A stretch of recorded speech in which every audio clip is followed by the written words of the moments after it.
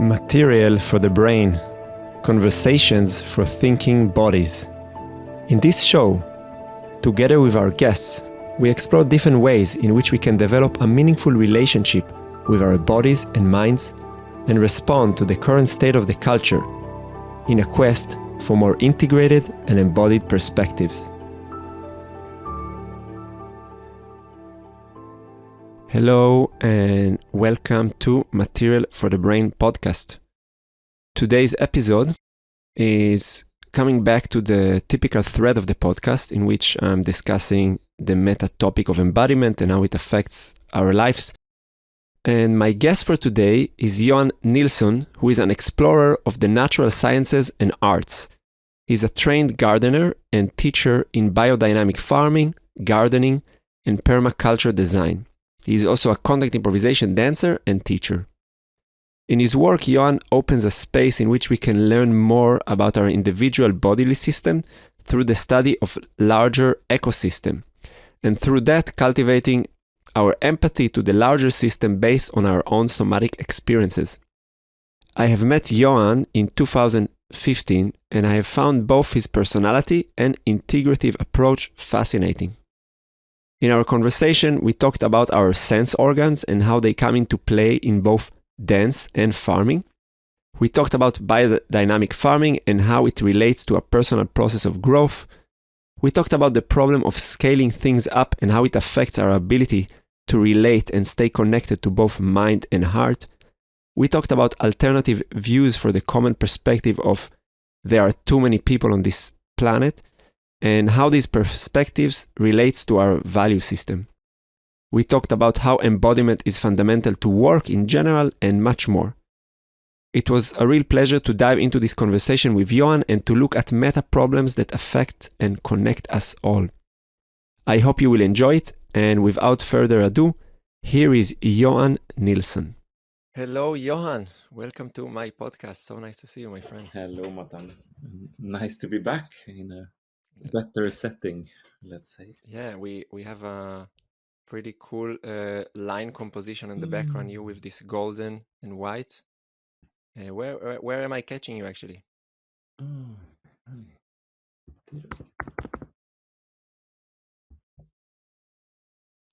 Johan, where do I catch you?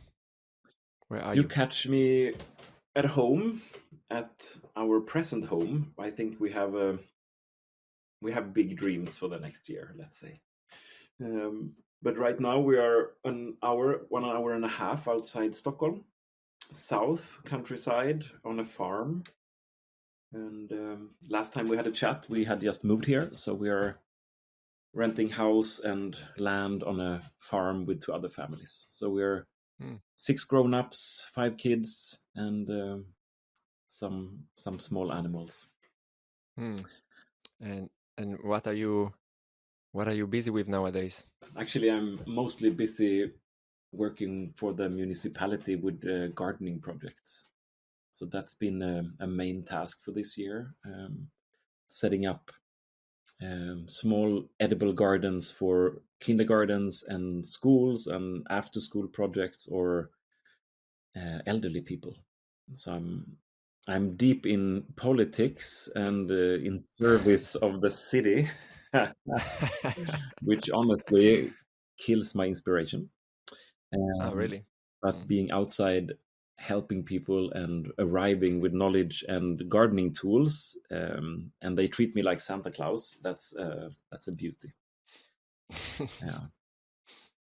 So maybe you can, maybe we can, like last time we talked was quite a long time ago, and I know that you've been always quite busy with work around gardening and around dancing. So maybe you can give me a bit of an overview, like what are the things you're doing? You said now we have big dreams, kind of working in the municipality. What exactly, in more details, are you busy with around this, the world of gardening and dance, and then we'll take it from there. Yeah, great.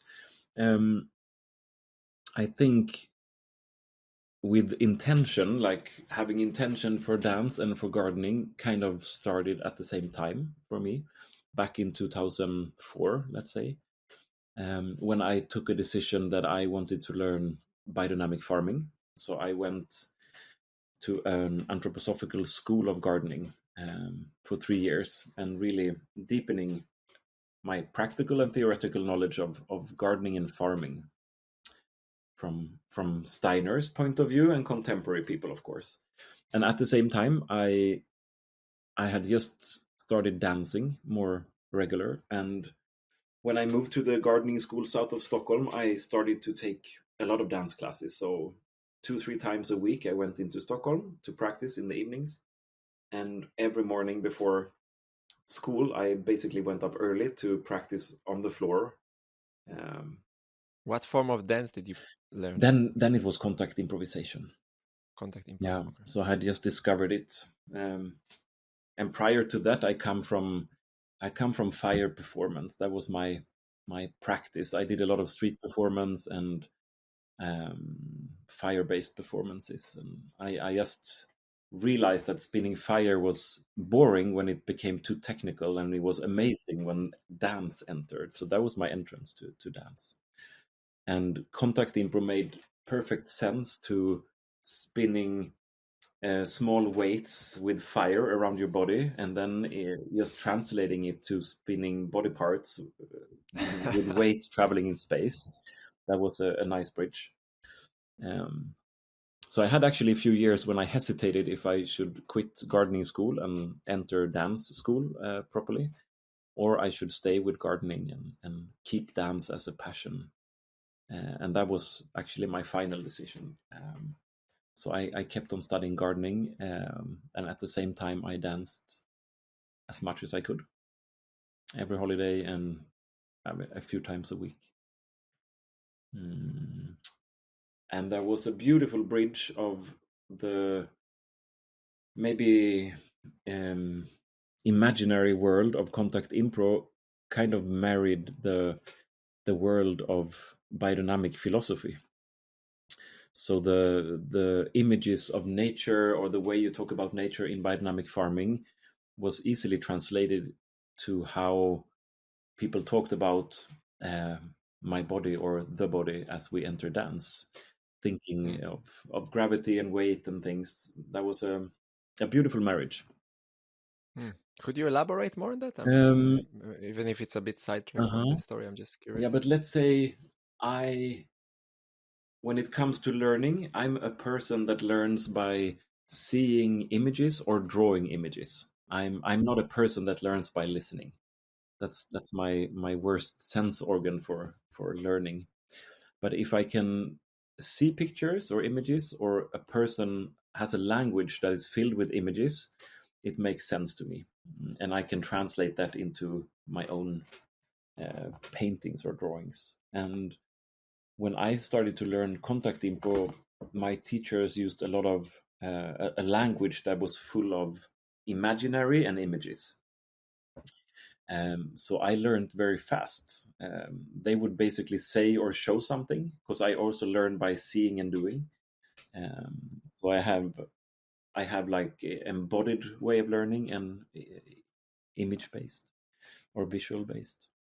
So I felt that I learned dance very fast, and when they talked about placing my body in a space, and that would be, of course, be the dance space, for me it was the same language when we talked about the role of plants in cosmos. So using terminology from anthroposophic or biodynamic learning situations is full of trying to see the symbols of life, not just the natural science way of looking, where we kind of just choose a certain part of reality. But here we would try to place human evolution in the evolution of plants, in the evolution of Earth, in the evolution of cosmos. So I found a lot of bridges there, and that would be nice to put down on paper in detail what that is. Yeah. Okay, and so you have this starting point connecting these fields, and I mean, we met through the dance world, and my impression from interacting and dancing with you was never that this is something that you would describe as just a hobby on the side, because you're extremely talented and amazing mover. So I always had a big pleasure physically communicating with you. Um, and so it also took kind of a big part of your life, but Yeah. and I know you have been also organizing events, and is it still something that is happening, or like what is the main, you said like the main focus now is on gardening projects, but what is also happening on the dance Well, also a lot of front? teaching. It's been really focused on teaching for the past few years, especially since COVID and since COVID dissolved a little bit. But I traveled much less and got more local. Um, and I got back to teaching contact impro and improvisation and other somatic entry points to improvisation to different institutions in Stockholm. So I'm teaching at a 3-year post-gymnasial professional training. So it's not considered higher studies, but it's very like on the floor physical dance training. And I have a few weeks a year where I teach contact improv. And this year for both first, second, and third grade. And I also got invited to teach contact improv and different entry points to improvisation for professional dancers as a morning practice, and to the University of Stockholm, or the higher education. So for the pedagogues, dance teachers. So that's been my main focus within dance for the couple of years, and since this summer I taught much more dance than in a couple of years, so it's really a few times a week right now. Uh, could you start taking me a little bit into your gardening work, and kind of as somebody, I'll just kind of give a bit of context. My father is a farmer, and he's a very old school farmer, you know, like kind of pesticizers, you know, like everything that was very clearly the norm when he learned botanics and this kind of stuff. And and and to some extent, you know, I really see him as a person who has really love for the earth and the ground, and is super connected, but at the same time there is this kind of very technical approach to the work. So, and that's and he was always kind of my reference to the earth. But because you know, relationship with fathers tend to be complicated, I also had a bit kind of a certain aversion from working with the earth, even on the sensorial level. Like if I work with him on the ground, I really need to take a good shower afterwards. I feel like, there's too much earth in between my nails and this kind of stuff. And but nevertheless, like, you know, like it's something that I'm could you kind of give me like where are you situated in this kind of very big field, and what is your focus, and what is you mentioned, okay, you're working with the municipalities, you also uh, uh, create like a small space where you and other families are living. What are the visions? What is like? Wow, big question. So Yeah, let's do a history first. So I yeah, come from, on my mother's side, I come from farming family, and we still have the family farm since 17th century. So I often, like, tactily, I feel a few hundred years of farming past. I can feel the generations working with moving rocks and stone and clearing land and working on the fields, and I feel them behind me. And not all my brothers and sisters and cousins do that, so I think I'm one of the few in my family who took on a heritage of farming. Also, my mother studied farming, but she never really worked with farming. But I grew up with having a vegetable garden in outside our house, so that was always present. As you, complicated relationship to parents, especially fathers. Um, I I thought I will never be a farmer.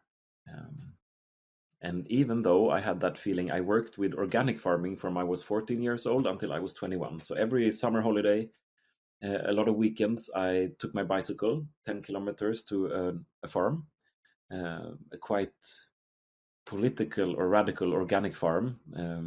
The people that run it was former anarchists, part of a lot of protest in the city before they decided to be farmers. And they went deep into organic farming politics. So I was bathing at the lunch table in talks about genetic modified organisms or the politics of European Union and organic farming. And they were writing articles and they were running a magazine. So that was kind of me being a teenager. And I thought I will never be a farmer alone in the countryside. And time passed and I found biodynamic farming in India with an amazing man who taught biodynamic farming. And he introduced us to a totally different relationship to the soil, to farming, that had like philosophical perspectives. It was heart-based. It's all about love. It's personal development. Basically, you work with the history of Earth, of our globe, of the planet. So he was like putting that tiny little farming practice into huge perspectives. And that's what I went deeper into in the farming school here in Sweden. So biodynamic farming would be as much self-development, like working on yourself and basically becoming so connected to the land, the place where you farm, that you also develop that place. So also the farm or the soil itself goes through some kind of not personal development, but an inner development. So as a human being, together with the land, we are turning the place where I'm engaged into something else that nature cannot do alone. So that's really like working with, as a human being, my perspective of nature, like my natural view, how I see and treat nature. And immediately it takes you away from the conventional way of seeing nature, with a very rational mind that is just exploiting, or as a human being grabbing resources for my own gain, and instead entering a state where I have to treat the soil with like utmost respect, and I'm treating the soil for the next few generations to come, and I have to care for all the living beings. So it's a lot of like it has to do with a big heart, and not just driving your tractor. And instead of just seeing biological processes, you can look at the processes of how energy flows or how we interact. And then, of course, biology is also important. Like it's nothing I can step away from, but it has to be included in a bigger perspective. So you would say that it's a very integrative practice in the sense of from how many perspectives you can look at a problem. Yeah, definitely. Yeah. And I think nowadays, when in the farming world we talk about regenerative farming and holistic management, and permaculture has also all of these ethical values that biodynamic farming has. So it's more a topic that we can share and talk about nowadays than if we go back 30 or 50 or 100 years. So biodynamic farming was always on the side of a very spiritual or philosophical practice, and most other farmers were not at all into spirituality. Or I mean, I would say, like, my father is maybe is not a person that is embedded in a discourse that you would say it's a spiritual discourse, but I see him as an extremely spiritual person. And I think that there is something about the choice of the like, even if you're embedded in this very, let's say, kind of the enlightenment perspective on nature that kind of gave birth to modern science, and if you're really embedded in that approach, I still think that that working with the earth is kind of does something to you. At least that's how I see it with him.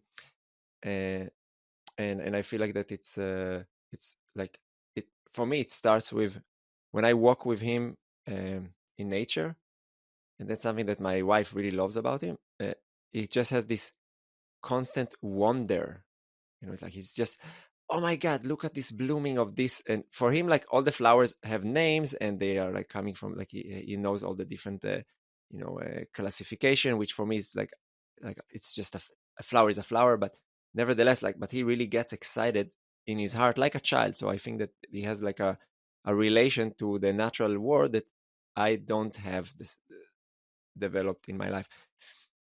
So yeah, I can assume that it's just kind of innate to some degree. Yeah, yeah. And It is no. it is passion based, and I think if you're actually a good farmer and you care, like there is both wonder and passion, like being with the soil or with living animals, like you can't be without that, or at least you couldn't be without that until our modern world, which spins so fast and has so high demands of productivity, and machines are growing greater and bigger, and the speed of and the volume of your produce, like it just increases, and there I think you lose a bit of the connection. But I guess your farmer or your father still, the way they farmed when he was young was considered still quite small scale compared to how it is today. Yeah, So the 100%. contact with the soil and being in nature and being a human being with open senses, like it's hard to not start to love or engage or feel empathy and have care. And I think Mm. that's shared with almost everyone working with the natural world, with farming. Mm. I have just a thought popped in my mind, and maybe I'll just throw it to you, and you see. You know what is the Dunbar number? This is kind of, I'm not sure where is it come from which kind of studies, but it's kind of a number that when you look at the kind of the evolutionary history of humans, from which size a community of people can grow before it becomes um, structured with different hierarchies and classes. Like, what is the limited size that people used to live in egalitarian communities?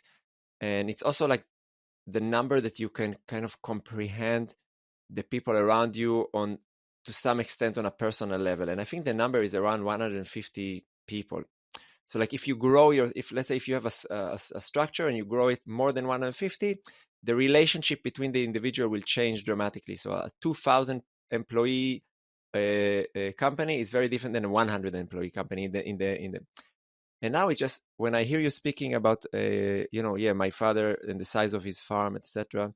So maybe it's also a scale problem, and maybe there's a Dunbar number to the amount of acres you can manage, that then Mm. it Yeah, cannot be personal anymore. No, I guess do I you think guess it? so. Yeah, because like I'm mostly engaged in farming projects which is run by hand. Like you work by hand or maybe some simple machines, but hardly any tractors. And as soon as you step into a machine that makes a lot of sound and you're disconnected from the natural sounds, like you don't hear the birds, you don't notice shifts, clouds, weather, in the same way as when you're there with your human body as a tool for connection, something changes definitely. And the more I step into um, the world of machines, the more I have to work with reconnecting. Like it's a constant reconnecting. So I'll have to do that work more intensely. But if you're, let's say, you're barefoot and you go out and you expose your skin and you feel smell and you notice butterflies and you get dirty, you have definitely soil under your nails and in between your fingers and everywhere, because that's the way you move. You have a different relationship. And thinking of human evolution, that's how we spent our days for hundreds and hundreds and hundreds of thousands of years, like from before monkey into human realm. And most of our Homo sapiens realm is spent like that. So connecting back to gatherers and hunters and slowly entering farming life, that farming life looked very different. Like there were no machines, right? So we were in total connection. Like my sense organs were open, and that was my way of understanding the world. And that should still be our practice. That's what we need to practice, to reconnect constantly, because we tend to make both a virtual world but a world full of machines. And I think this is also where I find a big connection to, let's say, improvisation and contact improvisation, because training your sense organs is so much part of that work, your inner sense organs and your outer sense organs, and the way you perceive a partner or the dance floor or the space. It's a training of your senses. That's the way we move in the world. And for me, farming, it should be the same, or it is the same. I really love this word, the sensing organs. I want to ask a few more questions. Like, first, when you say the word connection, can you give more words to describe what you mean by that? I think, and connection could be with the partner, with the dance floor, or with the earth, or with the animals. I think for Or me, maybe there is different categories of connection. I don't know how you think about it. I think right now it would mean a slight dissolvement of my outer borders, that I allow myself to be permeable, which is the work of perception and sense organs, right? Information from outside permeates me and comes inside, and I'll have to work with it. And connection, I think, with the natural world or with other living beings require me to open up. So dissolve my outer surface, whatever it is, my skin or my thoughts or my trauma or whatever it is, and letting that blend and melt with other beings. And right now, other beings could be other than human beings. It could be living beings, or could be stone or soil or material, like from non biologically alive material to plants and etc. And of course, I would connect differently with a stone, with a plant, with a cat or a cow, and another human being, because we are different. Like, we have different means of connecting, but still I can definitely connect. And dissolving a bit of that idea of myself and letting things come in changes me. So I think their connection is established. And if we translate it into contact impo, working with weight, like working with the weight of another partner, and especially if that partner is offering me his or her weight, I can resist that proposal by have a hard surface, or I can let it in. I can let the weight of the other travel through me or into me, and that changes the dance. So for me, the connecting to the natural world or connecting to a partner and a space in dance is very similar.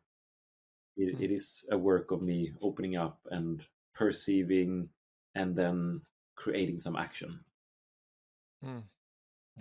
Interesting. Yeah, I've just. Right now I'm very busy. I think it's the last time we connected on Facebook was around that. I'm very busy with this question of what is the relation between dance and non-ordinary states of consciousness, and like what or like maybe can we understand dance as a substance, so to speak? Oh wow.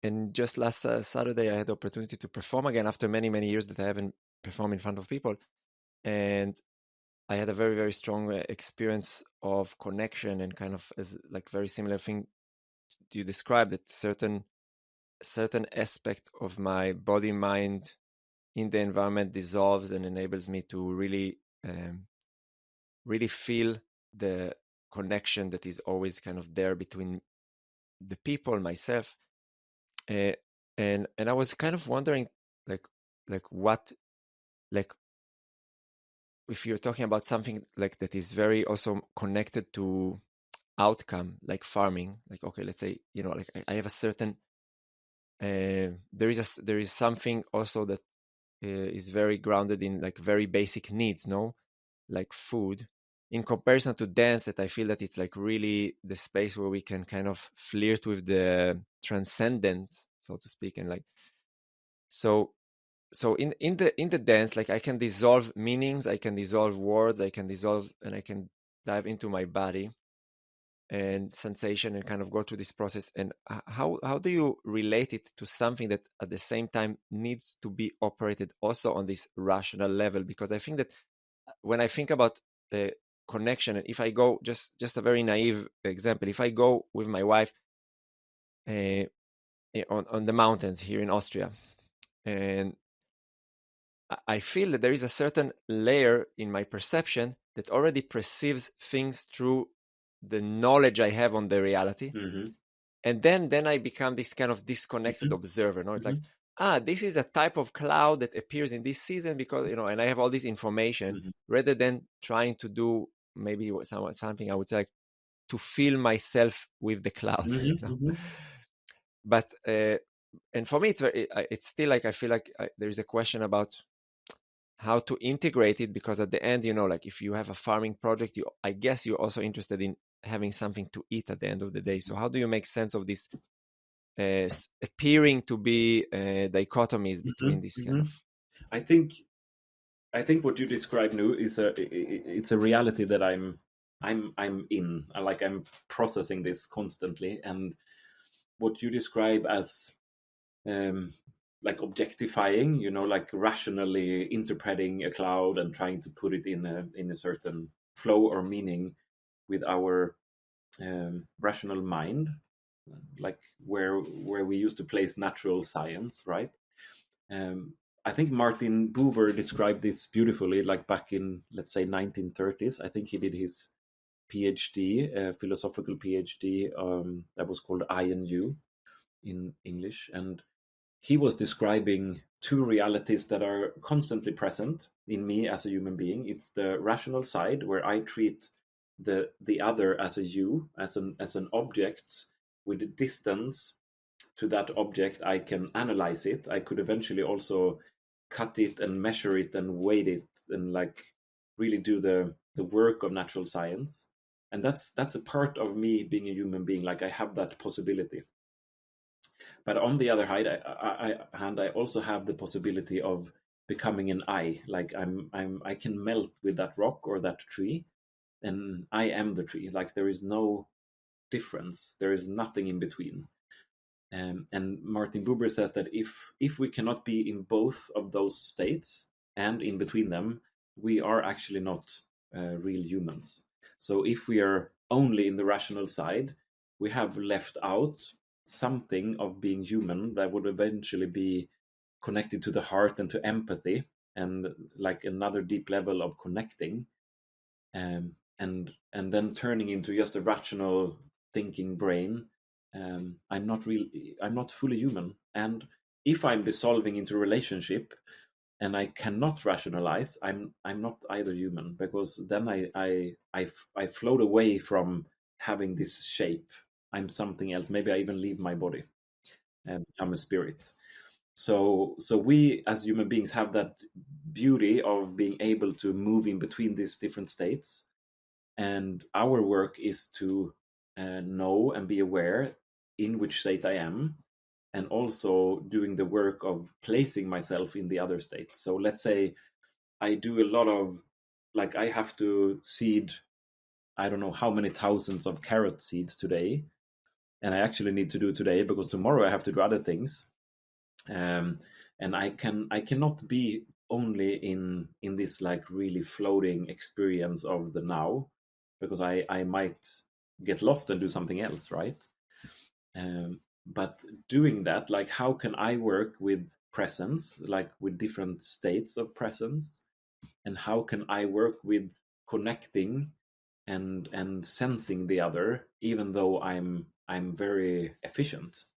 I think that's a beautiful work, and that's constantly present for me as a farmer. And I think learning biodynamic farming, it's definitely there, because if we enter organic farming or conventional farming, we tend to tilt over to the very rational side, um, and what you described when you said dance has this like possibility of, I don't remember the word you said, but it can open up another space, and that's the space that we open up when we enter the arts, like different arts or culture, poetry, paintings, dance practice. And for me, if agriculture steps out of culture and just becomes agro, like only a technology about soil, then we lose something. I have to be connected to different arts, different art forms, and I have to be connected to cultural events, because that's so much part of my human history, and that's the glue that keeps the small tribe or the group together. It's like around the fire singing, or uh, playing with kids and creating something out of some rocks and branches that becomes a world. Like you step into your imaginary and just unfold worlds, like the way dance practice works, right? Or hearing or creating poetry. So if I don't blend that with my very efficient and productive tasks, I miss something as a human being. So for me, agriculture needs culture. It's an art form, and the more I can be present with my whole me, like the more I can have all my sense organs open to perceive the world, the easier it is to be in that realm of seeing beauty. And that beauty, I think, has to do with not naming nature, like not saying that that cloud has a certain scientific name, because maybe you want to focus on the color, or you want to focus on how it dissolves in the wind, or maybe you want to focus on the distance, like actually experiencing the distance to that cloud. But if I only name it as a rain cloud with a scientific name, I reduce the reality of that cloud. And I think that practice of not necessarily naming nature is part of a lot of indigenous practice. So if you go to indigenous culture and the way they farm, it's much more alive than in our Western way of thinking. So we have a big work there of actually gathering ways of being in nature from other cultural expressions. What would you? Yeah, so I again, like I feel like that there is a certain conversation to be held on scale. Like that's the first thing that I'm hearing, and yeah, maybe let's start with that. Like, yeah. So now, kind of again, naive questions that comes up in my mind. So again, like how to deal with scale, because I think that like the obvious thing that we can say is like, okay, like everything needs to become smaller. There's too much people on the planet. Like this kind of line of thought that comes, that I tend to have a strong resistance to when I hear the sentence, there are too much people on the world, because I feel like that the translation of this conclusion doesn't seem to be non-tyrannic. So it feels for me like, yeah, maybe there are many people on the plane, but let's not treat it as a problem. There are just a lot of people here. Yeah. What can we do with that? If you rephrase that question and say that there is an imbalance of human and non-human beings, like the number of human and other fellow creatures is a bit imbalanced right now. It's a different proposal than saying that we are too many humans. But of course, it's somehow a fact that our human culture is very creative, and we, for some reason, manage to survive and also like flourish in almost all different natural types of the world, and reproduce in an amazing way. Which may be, yeah, I mean, I don't think we're going to find the root problem of that today, because that's a very, that could divide us and listeners into different ideas. But I definitely think there should be more space for other beings than there are right now. I mean, if we go back 60 years, the number of insects that are no longer there, and now we say total numbers, not species, it's like reduced with 70% in 60 years. So clearly, the way we organize our society is not really including other life. The way we designed our society for the past few hundred years, like the scale and the rate and the way we use resources is not inclusive for everyone. So there we have a problem, I think, because I think we will not be able to go on like this forever. Okay, so I have a few questions that like I'm and now I'm not really necessarily saying all my personal opinion, but I kind of want to steer this discussion because I think, like, first of all, I think that there is a certain dichotomy that I hear in this when we say, like, look, there is a certain imbalance in the way we do things. So there's already a certain maybe embedded in this perception that something is not natural in how we behave. So there's already a certain kind of, like, this question, like, wait, are we natural? Is it all natural how we behave? Are we this is just the nature of the human animal, or is like or did we just kind of get lost, or like what is happening here? And I wonder, like, how do you make sense of it for yourself when you talk about, like, like, because it's also like a conversation about values. You brought the word inclusivity. It's not inclusive for all the different type of beings that are here, and I wonder, like, does nature has the value of inclusivity embedded in it? If you enjoyed the conversation so far and found it meaningful, please consider to share the episode with others and to click the like button. These small actions might seem meaningless, but they are the fuel that helps the podcast project to move forward.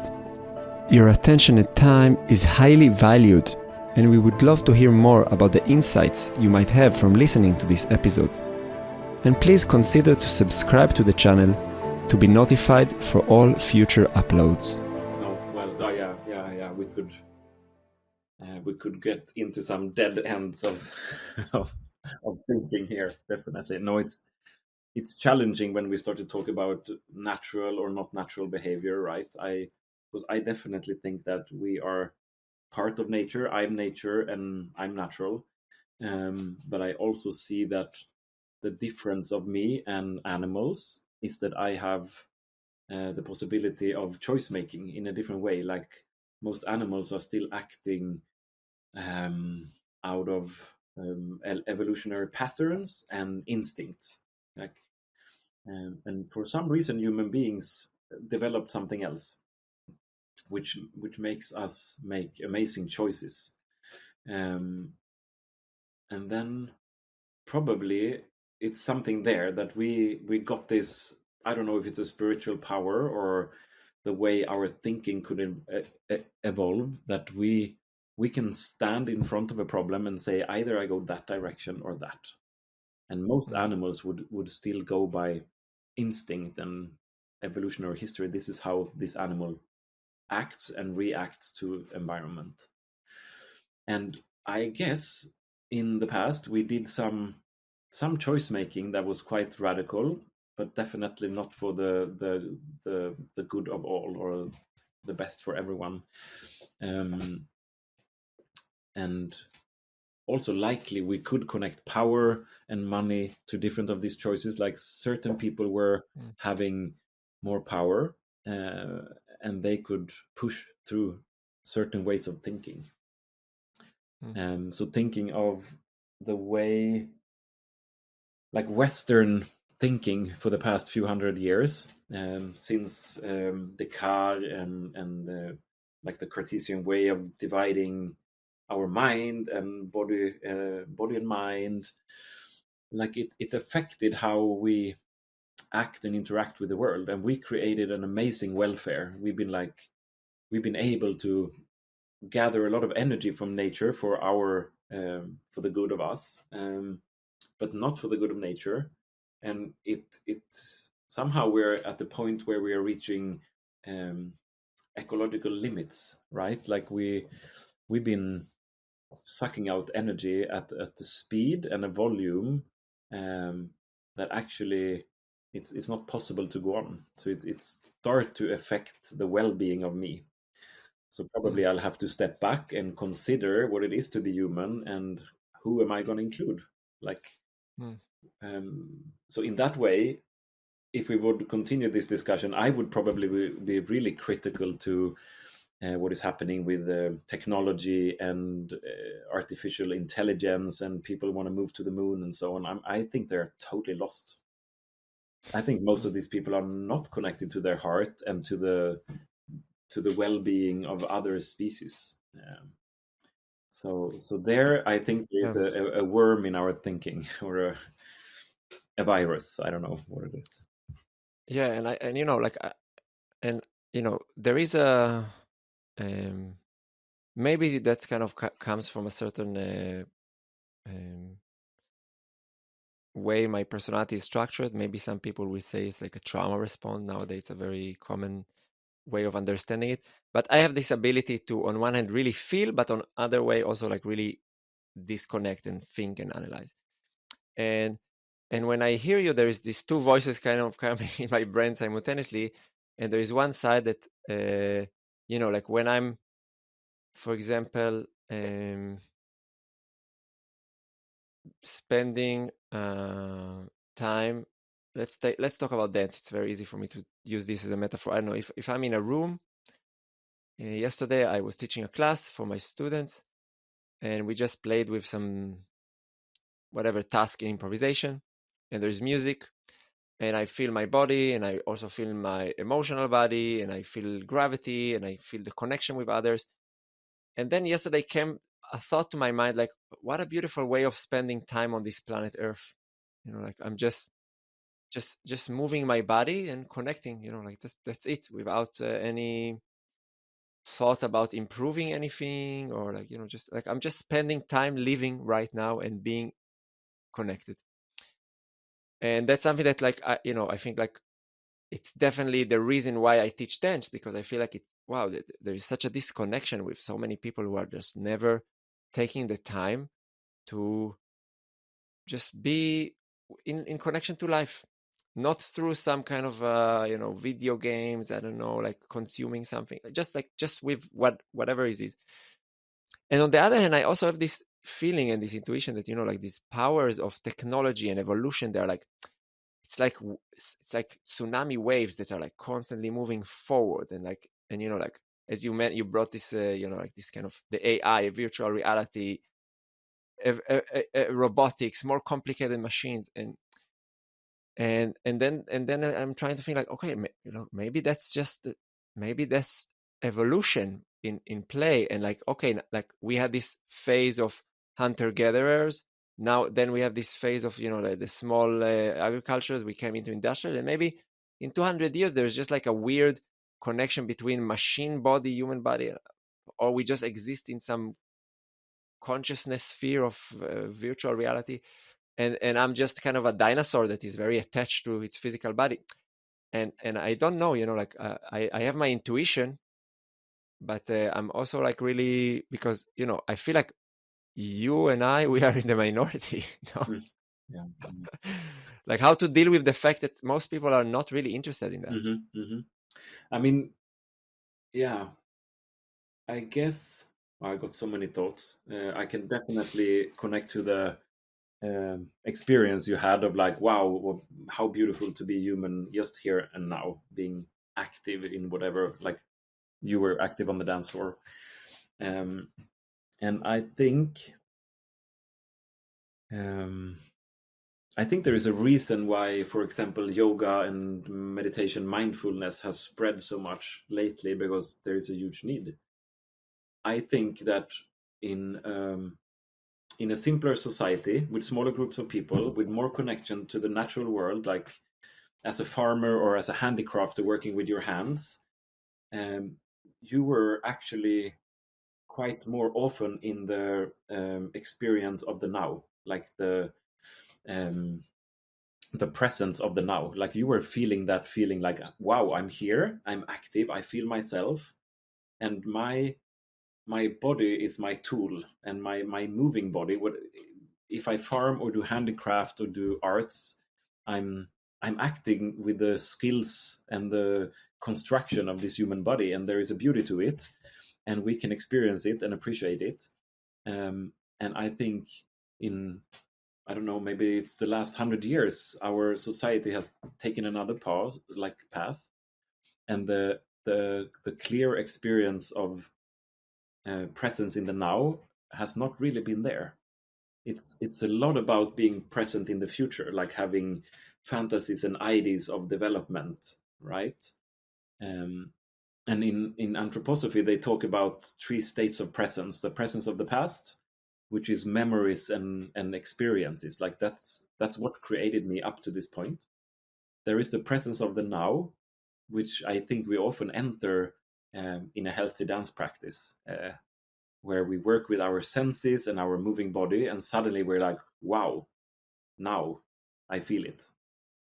Often it's nonverbal. It has a lot of, for some people, a lot of like symbols, like we see images, or we're just like really fully experiencing myself in this moment. And then we have the presence of the future, which is intentions and fantasies and things we could create. And all these realities we hold as human beings. But when we talk about the virtual world and AI, that's really like quite much just spending time in the presence of the future, like using our hyper creativity and imagining things that we want to make possible. But if we look at the health of me as a human person, if I sit too much in front of the computer, spending time in this virtual world, I'm using too few of my sense organs. So I'm not really interacting with the natural environment the way my body evolutionary developed. And if we have health as a parameter, I think we see today that there is like health problems or welfare health problems that never bloomed in society before, like with overweight and diabetes and other things. So thinking of health as a parameter of being a human being, I think the more we spend time in the virtual reality and not being mobile, like not being active, the more issues we will have. And I'm not sure that technology will solve these issues. But I think if I go out, I expose myself to wind and rain and sun and whatever weather is there, and actually use my body as a tool, like move the way I can move, the way I'm evolutionary designed, and dedicate myself to that, and eat very simple, like natural food. I mean, I would boil it down to bone marrow and vegetables and nuts. I think my body will be different. Like the health I will develop, the health of my mind, the health of my emotional life. I think it will be different, and I think we have a big confusion letting cities grow bigger, bigger, bigger, bigger, and letting the virtual reality grow bigger, bigger, bigger, because that's not for the well-being of this body and how it's actually is evolved. Yeah, like me, I hear you talk for 2 minutes, and I'm like, yeah, I'm going to farm. Yeah. It's like we are preaching to the choir here, and probably most of the listeners who are listening to the audience are like, yes, great, let's be natural. But I feel like it's like there is really a missing, because sorry, at the end, it's kind of like a battle of ideas or philosophies, or like.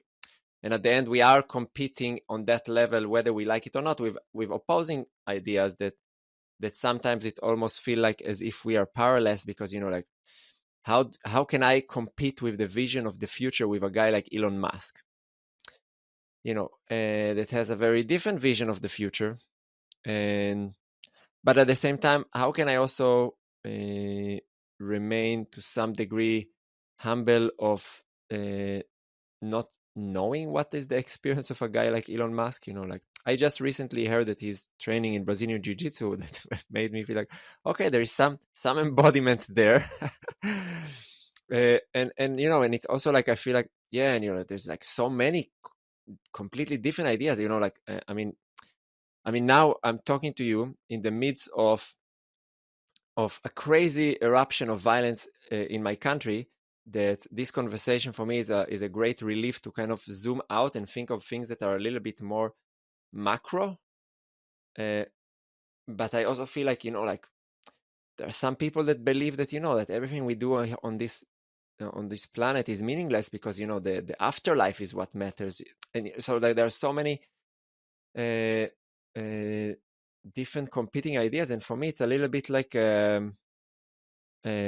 like maybe that's kind of I'm thinking like, how do you encourage somebody to, or how do you make your lifestyle very attractive to somebody, or like what are the ways to actually affect this crazy system, which doesn't end you becoming extremely resentful and frustrated about everything? Because when I talk to you, you don't seem to me resentful. Like I also met you many times, and I still feel like you're optimistic. You're a person that cares about other people. So how do you confront this kind of gap between, like, the lack of power that we have, and the severity, or the urgency that you might feel about what is happening on a personal level? How do you deal with that?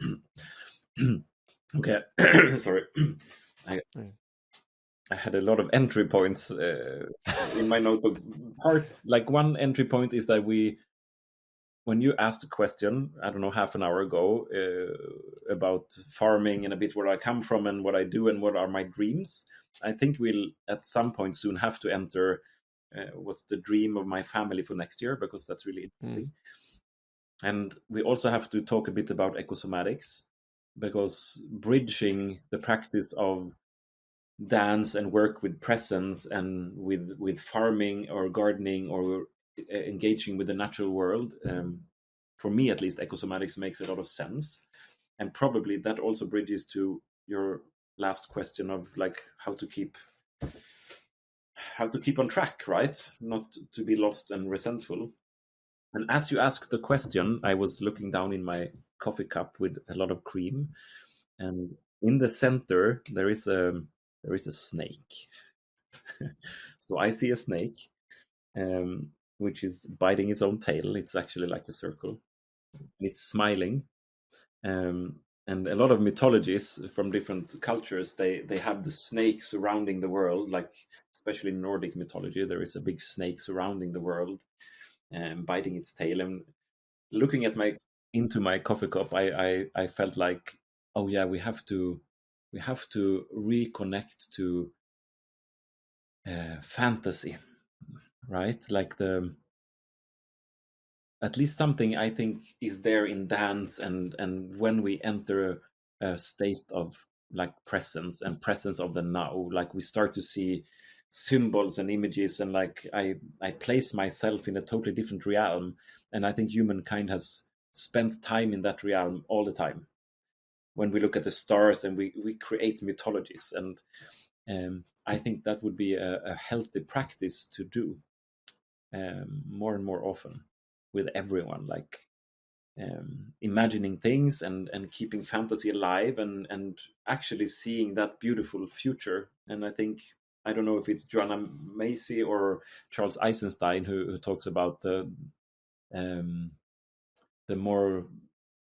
more beautiful world than my mind could know. Like if I can focus trying to create that amazingly beautiful future, which has a content that I can't even imagine right now. Like I have to see all those possibilities that could unfold. Like I'll have to be in that practice, not stepping down into that resentful, like just accepting and seeing the ugliness of the world and just saying like I can't change it.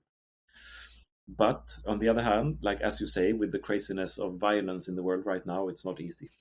Like fuck, there is so much pain, and if we tap into that pain, like it's really tactile. But I think like what I can do is eventually change one other person or two other persons. So like by teaching, for example, I think that's why I love dance teaching, that I have the possibility of deciding um, the design of a space. Like what's the exercise we do, what's the feeling I want you to experience, or where should you place your mind, how should your mind travel, like being able to put people there and for a moment maybe experience something that they didn't experience before. And if that's an experience of their own body, like having an inner experience, or if that's an experience of how their thinking can travel and move. So like playing with your mind and your thinking, like I could think very linear, I could think in curves, like using trajectories and curves, or I could think with my backspace. That would be for me like an amazing way of translating dance work or work on the dance floor into some kind of self-development. And if one person in a dance class has one or two great experiences that changes the way they will be active in the world or in society or with their friends, I'm like, yeah, I mean, I think that's the way to build a change, like really tiny steps. And that's also where I feel this amazing bridge of work within improvisation, like as a dance practice, and my work with gardening, and especially coming from the philosophies of biodynamics, which is very, very wild. Like if you take up Steiner and read the agricultural course, it's like a super weird science fiction fantasy full of poetry. Like it's, if your rational mind is there, you don't understand anything, because he talks about planets and how energy is floating, and spirits in the world, and the way we can use alchemy, mixing herbs and organs from animals and make different preparations that gonna make the soil more alive. It's like it's a beautiful world he proposes, and it's not a world that we can rationally understand, but if we step into the practice and do the practice, we will change. Like I cannot not change. It's not possible. And there I feel that teaching in the city to a group of dance students, if I can bring in a lot of language and images about nature, I can actually propose to them that they can change in the way they see nature and interact with nature and environment. Um, so for me, like ecosomatics, which is something that unfolds, especially in the States, but there's a lot of podcasts and people working with it. And today, after our conversation, I will have someone will do an interview with me for a PhD. She studies human ecology in the University of Sweden, and she focuses on ecosomatics and how ecosomatics can be transformative for people. So basically, how can we use ecosomatics for changing the world or our society? And ecosomatics would be somatics, like my somatic body, the body that I experience, using the term from Thomas Hanna in the 70s. And somatics today mixes physical therapies like body therapies, therapeutic approaches, hands-on work, Feldenkrais, and so on. And it mixes dance practice, and especially improvisation, experiential anatomy, contact improvisation. Maybe I said that. It includes performance practice, like how can we use this for affecting other people, like placing it in a certain space where we communicate. So using installations and performance as a medium of communicating, and using knowledge about the natural world. So taking knowledge from biology, from environmentalism, and eventually also bringing in politics around that. So it is a political subject that has to do with embodiment, using my body as a vehicle to learn about the natural world, and using knowledge of the natural world to learn about how my body works, because I have the same biological history, or I share the same evolution.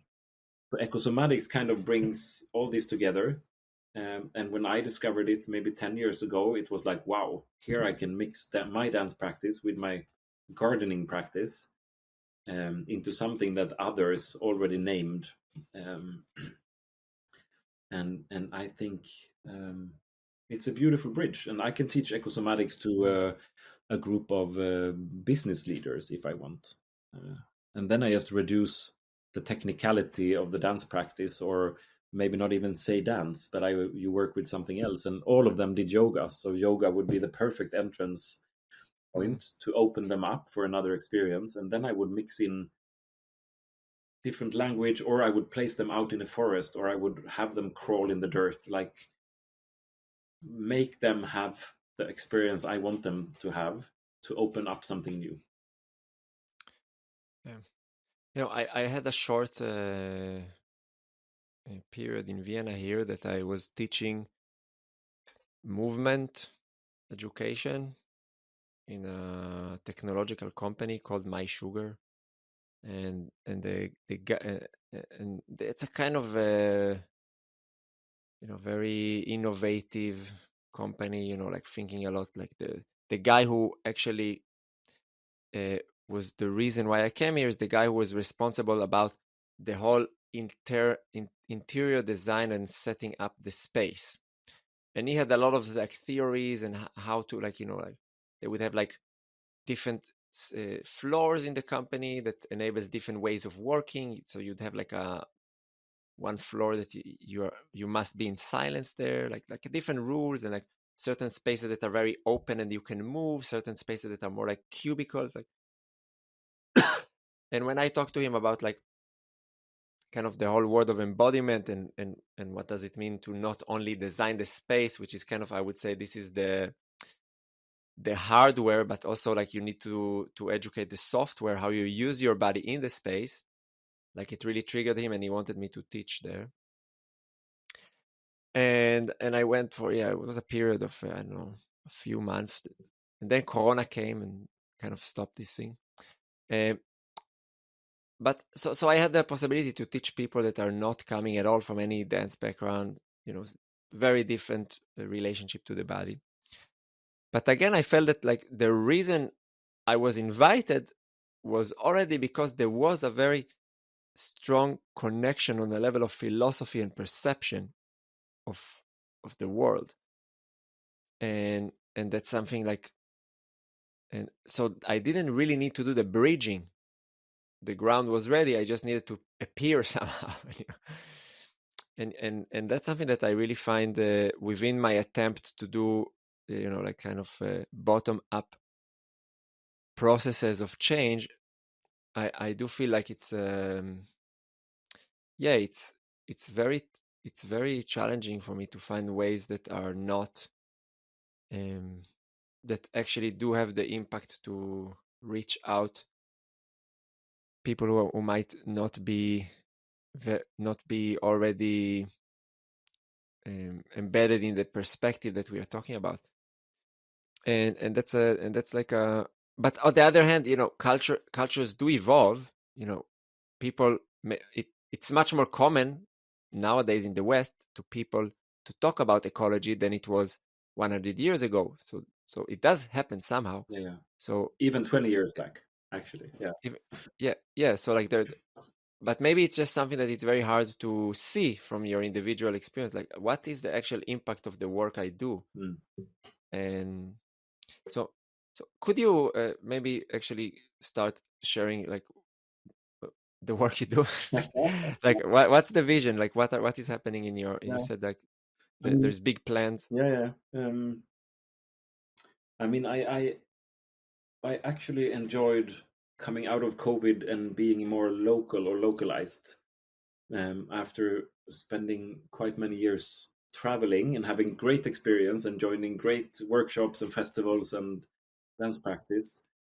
I got tired of moving too fast around the world, and I really enjoyed being localized. And then I enjoyed meeting dance students in the city, and most of them come from a totally different background.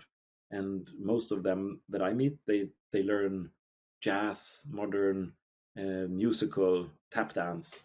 And then they also have a lot of contemporary dance, and I get to be there and teach improvisation, which makes me be able to sow seeds in young people. They are between 18 and 24, and maybe give them an experience they never had. They could not even imagine having that experience. And sometimes it's as simple as asking them to close their eyes, be standing for 10 minutes, and I close all the light in the space instead of having full lights and mirrors open. And they have amazing experience, but they are forced to reconnect to themselves.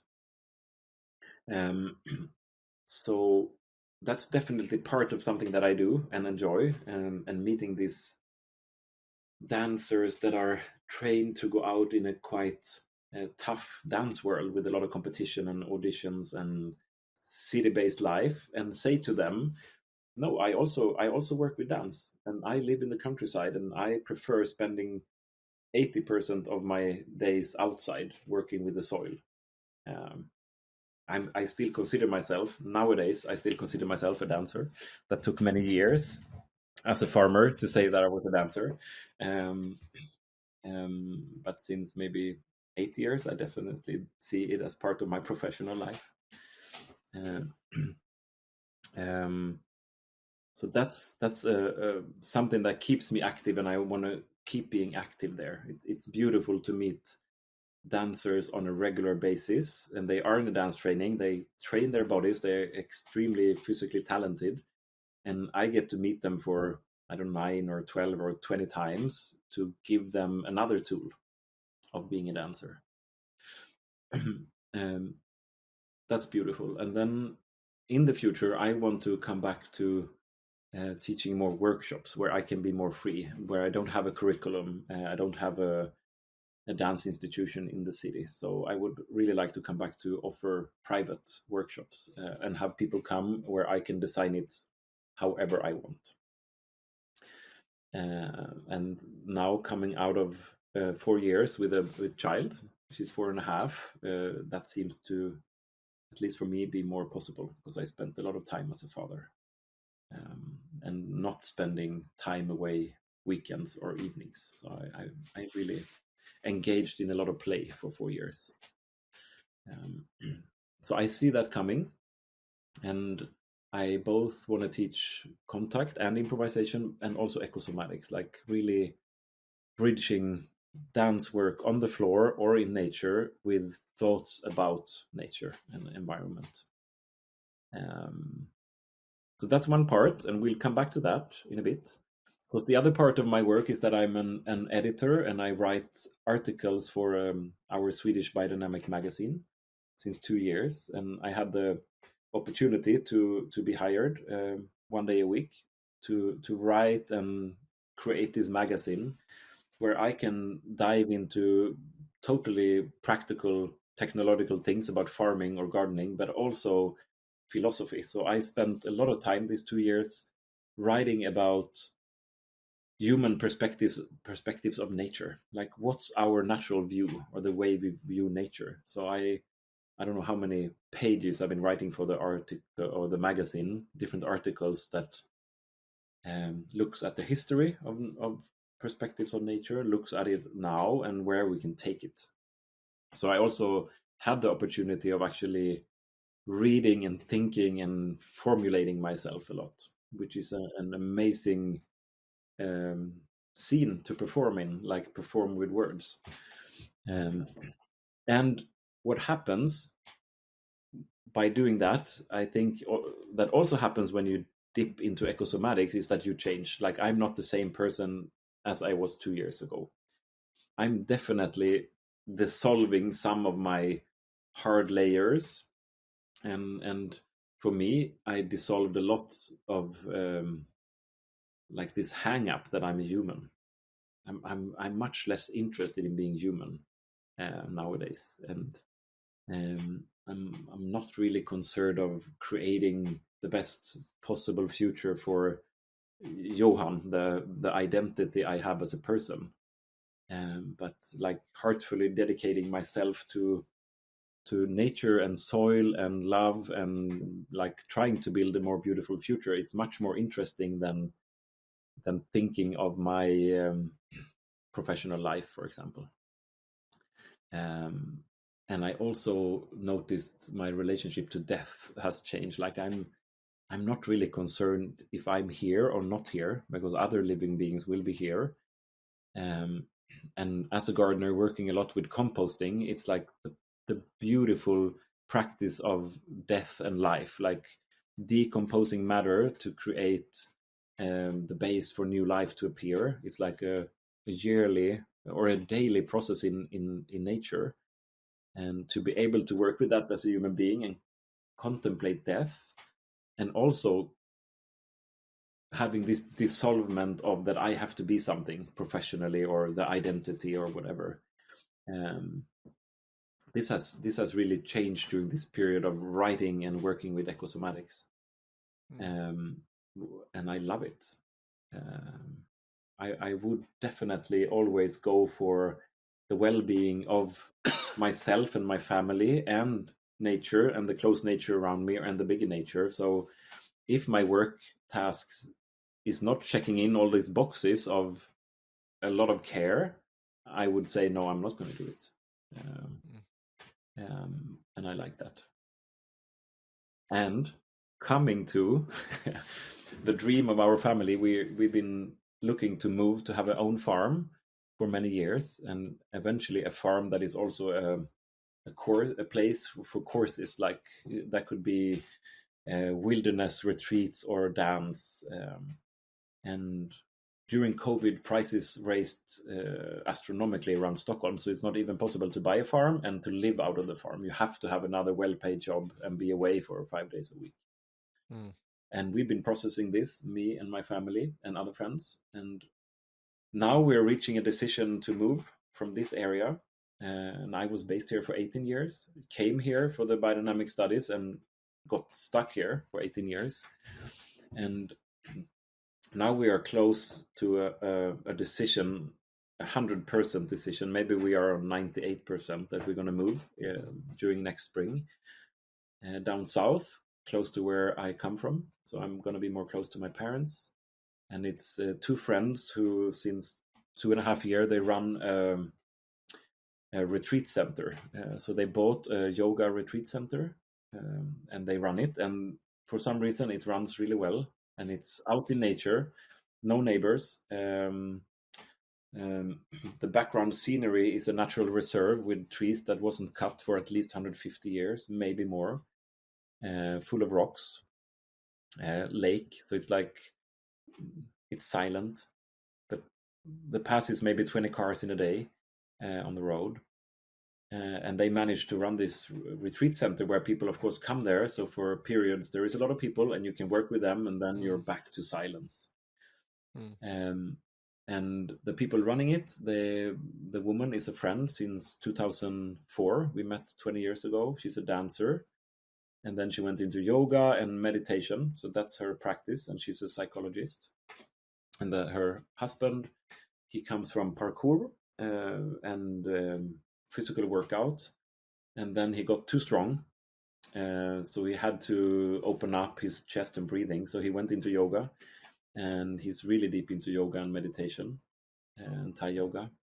So they run this retreat center on the basis of these different practices. So they bring in people that work with movement and mind, I would say. So from could be parkour in the forest all the way to silent meditation and most of the things in between. And they love singing. So there is a lot of singing and bhakti devotion, like singing mantras and stuff. And now we visit them so many times and we can see ourselves live there. So our plan is to move there during the spring. And partly because that's it's a space where we can work and perform what we do, like teaching workshops. But they would love a big garden where all the food for the retreat center comes from that garden. And I think my skills fit there. Like that's my other profession. So I see myself ending up in a place where I can really perform the things I love. keep on writing, keep on growing food, and keep on dancing. Oh, that sounds like a amazing evolution. Yeah, Of yeah, a lot yeah, of things yeah, coming together. yeah, and it's fitting a lot of our dreams. So since we have three Mm. mobile homes, three big wagons, we basically gonna move them there during the spring, which is gonna be a big enough of a task. As you move a vehicle of 8 tons, like um, yeah, 8,000 kilo in 30 kilometers an hour down south. Um, but it's possible. Mm. Yeah, it's really, I mean, it's really interesting to see, like, people that you know and how their paths develop from something that is, I think, kind of I don't know, meeting people in the contact improvisation world during my 30s. There was a lot of naivety there, I think, you know. Like and I think naivety, not only in a negative way, but also in this kind of childish healthy connection, this kind of just like, yeah, to have a lot of dreams and a lot of desires for connection and for something that is meaningful, and then like to see how it slowly could be mixed with a sense of responsibility and a sense of maturity, and I don't know, when I also hear you talking about kind of you know the relation that you are developing that is beyond, okay, me and what am I happening in my career and all these kind of self-centered perspectives.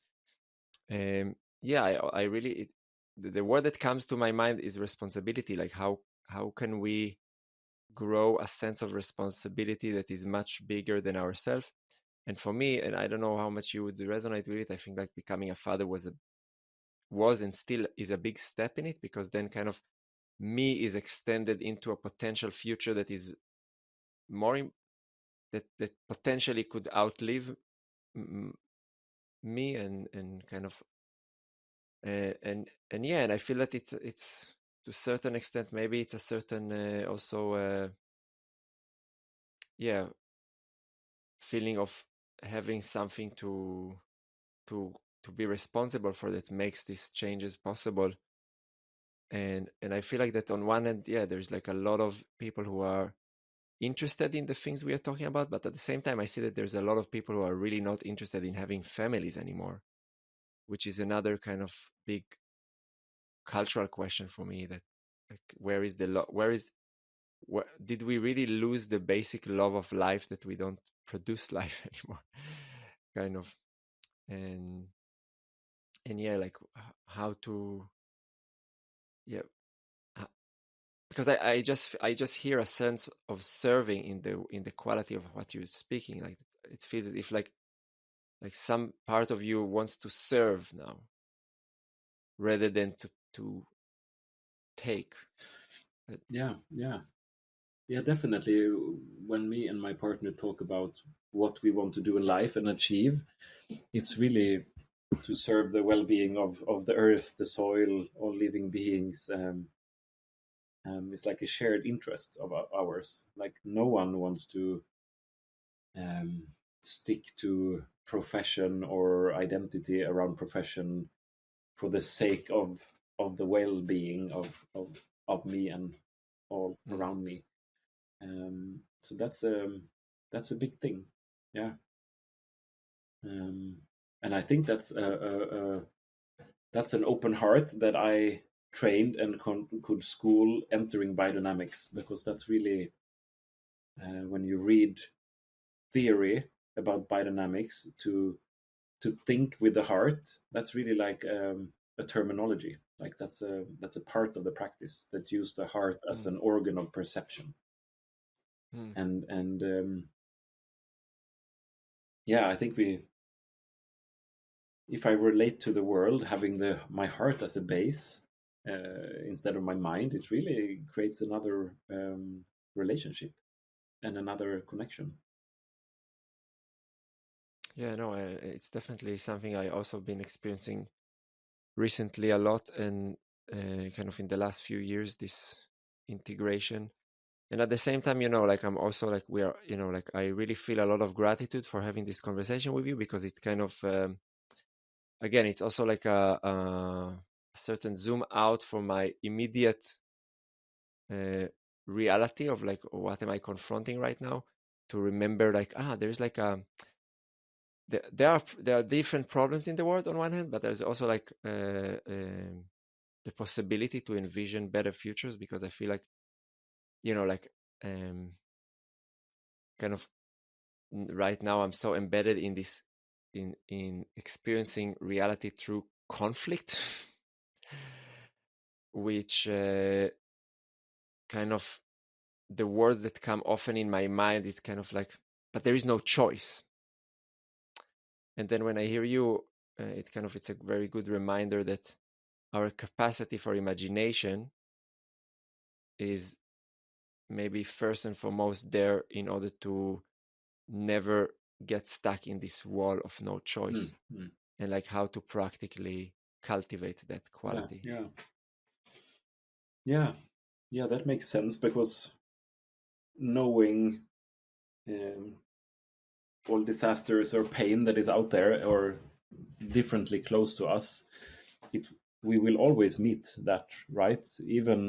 Even if I'm mindful and I have the practice of entering states of presence, I will meet problems and conflicts and discussions and arguments and big traumas, small traumas, right? It's there. And I think that's, as you say, it's my ability of dealing with that and seeing further or seeing beyond or solving or dissolving or exiting an argument or a conflict.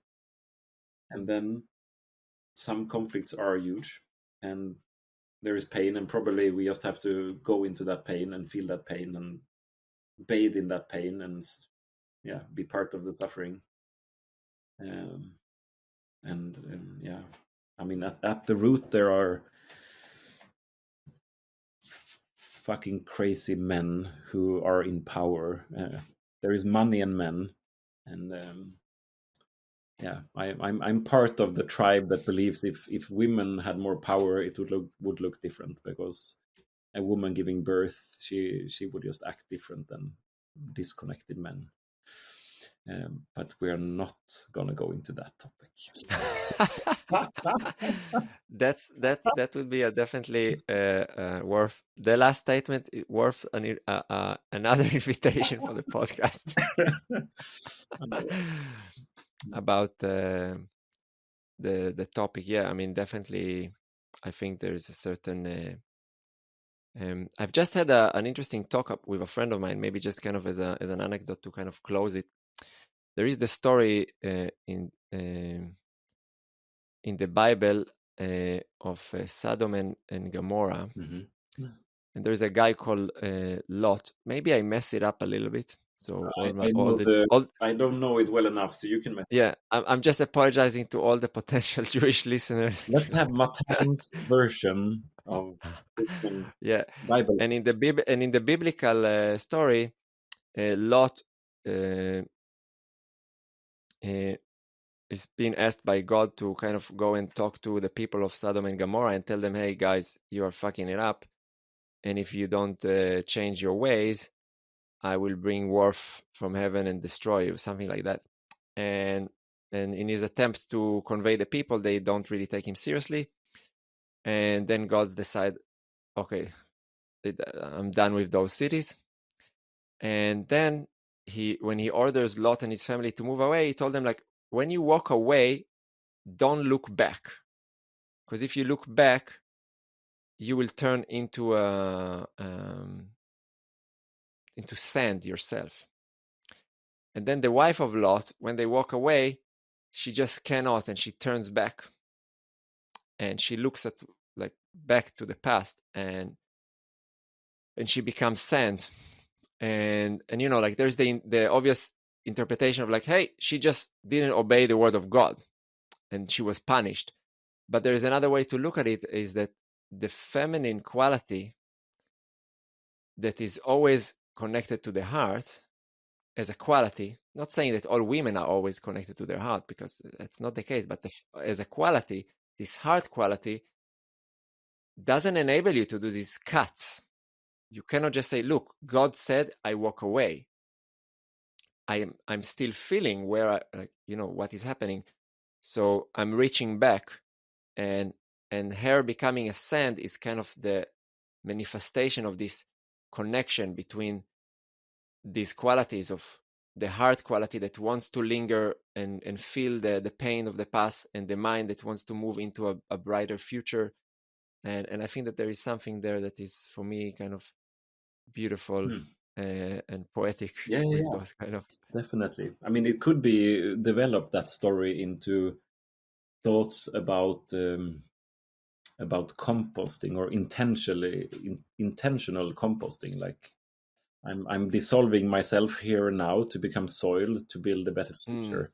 But we could also look at, as you mentioned earlier, like this religion that thinks that it's gonna life away from this physical world, that's the goal. So if that biblical story would have a goddess instead of a god, and she would have different qualities, the story would have developed differently. Like there would like destroying the city would not be an option, but creating a dance workshop and have everyone change into something better, that would have been the solution. The trajectory of the story. Yeah. Interesting thoughts indeed. Hey, Johan, I want to thank you again for coming to the show. And maybe, I don't know if there is something that you would be happy to share with the listener about like ways to interact with you and your work, or like I already know that there is one workshop coming in Vienna for people who are kind of connected to my student community that I will definitely share and encourage people to come. But is there anything else that you would want to mention to people, or like... I mean, I think the work I'm engaged in, no matter if it's dance or farming, is important, and I love educating and talking and having people change. So if anyone would reach out to get inspiration, I would love to answer emails or a phone call or whatever. So we can leave definitely your contact info in the show notes. And right now I don't have a web page, so we could in the show notes leave some means of connecting, like email and so on. And eventually also the connection to the place where we're going to move, because that would be a place to receive people. But I'm also open to travel if it includes train. I actually stopped flying for a bit. I might fly again, but not right now. So I'm also happy to move myself around. Cool. So yeah, I will definitely leave all this information there for people who are curious to keep connecting and learning more about what you do. And as I said, like to all our listeners who are also living in Vienna, I will definitely encourage you to come to a workshop, because Johan's going to visit here in February. End of February, yeah. I think it's around end of February, 24, 25, something. One of the last. Yeah, and I will definitely announce it also in our newsletter. So sweet, and hopefully I can also be there myself. That would be great to learn from you and dance together. And yeah, and my plan is to come and visit you and your family. So that's amazing. We're gonna meet. That's amazing. I'm really looking forward. So yeah, thank you very much, Johan, for this inspiring conversation, and I'm looking forward to see you in person soon. Thank you, Matan. Lovely. If you want to see more precious and insightful moments, make sure to check our short clips playlist. To see longer interviews, check out the full episode playlist just below it. And to be notified for all future videos, click the subscribe button and don't forget to hit the notification bell. See you on the next episode.